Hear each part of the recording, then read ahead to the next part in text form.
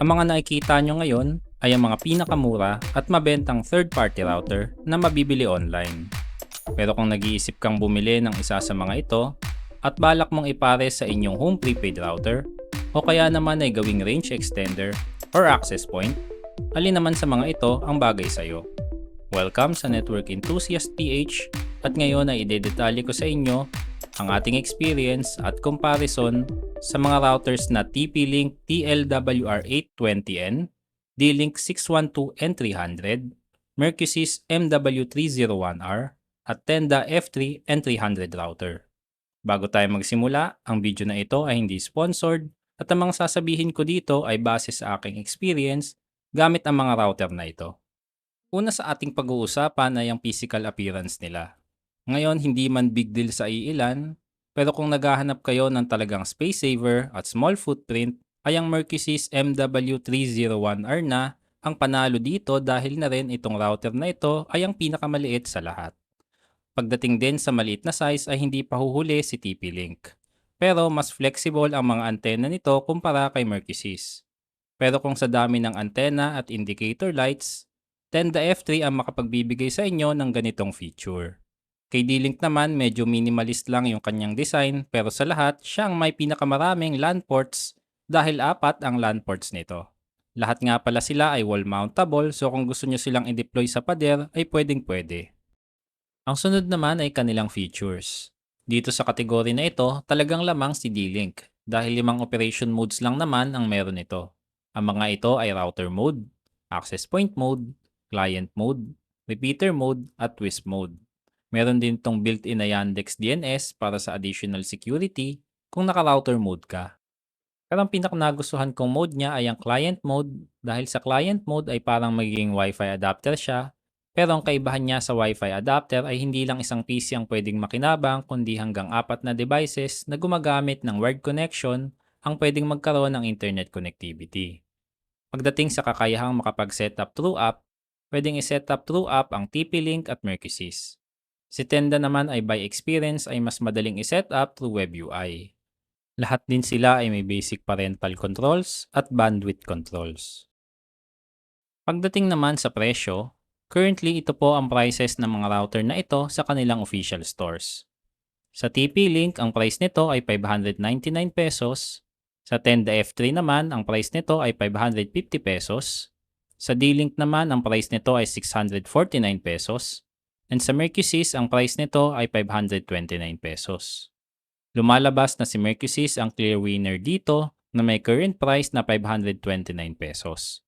At si D-Link naman ay ang pinakamahal na presyo sa 4. Pero maaaring magbago ang presyo ng mga ito in the future. At paalala lang, ang presyo na ipinapakita ko sa inyo ay presyo ng current price nila as of recording of this video. Okay, sunod naman ay ang performance. At base sa aking previous reviews sa mga router na ito, ang kanilang wireless performance ay ang mga sumusunod. Sa TP-Link, ito ay merong 25 to 26 Mbps. Sa Tenda F3 naman, meron itong 18.2 Mbps to 29 Mbps. Sa D-Link naman ay meron itong 30 to 33 Mbps. At sa Mercusys na may 31.8 Mbps to 32 Mbps.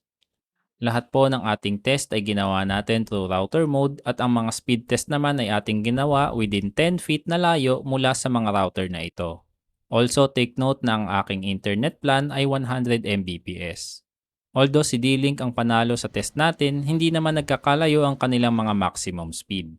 Pero pagdating sa stability, mas stable po sa game si Tenda F3 dahil na rin sa tulong ng tatlo nitong antena. At sa aking experience, si Tenda F3 din ay may mas malayong range na 30 to 35 feet. And gusto ko pong palalahanan ng mga manonood na ang mga speed test results na ipinakita ko sa inyo ay maaaring iba sa inyong makuha dahil na rin po sa mga factors katulad ng issue sa ISP, konstruksyon ng inyong bahay at iba pa. The more din tayo lumalayo sa router ay the more din na nababawasan ang signal at bumabagal ang internet speed. Pero in the end of the day, lahat sila ay galing sa mga respetadong brand. Napansin ko din na may mga version ng Tenda, TP-Link, Mercusys na walang range extender mode. At sa aking Mercusys router ay wala akong range extender at access point mode. Kung naghahanap kayo ng siguradong may router mode, access point mode at repeater mode, Si D-Link 612N300 ang inyong piliin. Kung space saver naman at price, ay recommend na kunin nyo si Mercusys MW301R. Pero kung stability, range at range extender mode ang pag-uusapan ay si Tenda F3 N300 ang magandang bilhin. At sa versatility at price to performance naman ay okay si TP-Link TLWR820N as long na hindi lalampas sa 50 Mbps ang inyong speed. Lahat sila ay magandang bilhin kung ang plano nyo lang din ay basic internet task, i-deploy sila sa maliit na area, at kung ang inyong internet speed ay below 100 Mbps dahil na rin hindi gigabit port ang kanilang mga WAN ports. Kung gusto nyo namang mapanood ang mga review na specific sa isa sa mga router na ito, meron po tayong mga bidyong ginawa dyan at makikita din ang mga link sa video description. So may napili ka na bang murang router na ating na-highlight? O may mas maganda kang router na tingin mo ay karapat-dapat dito sa ating listahan? Comment mo naman sa ibaba.